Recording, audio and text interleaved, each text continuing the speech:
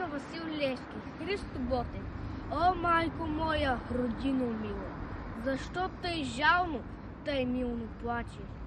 Гарване и ти, птицо проклета, на чий гроб там тъй грозно грачеш? Ох, зная, ти плачеш, майко, за той, че ти си черна рабиня, за той, че твоят свещен глас, майко, е глас без помощ, глас в пустиня.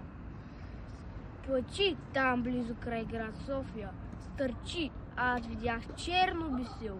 И твой един син, Българио, виси на него със страшна сила.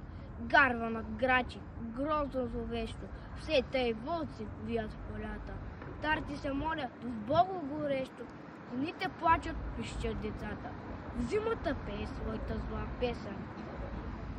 Вихрове гонят тръни в полето. И студ, и мраз, и плач без надежда навяват на теб скръп на сърцето.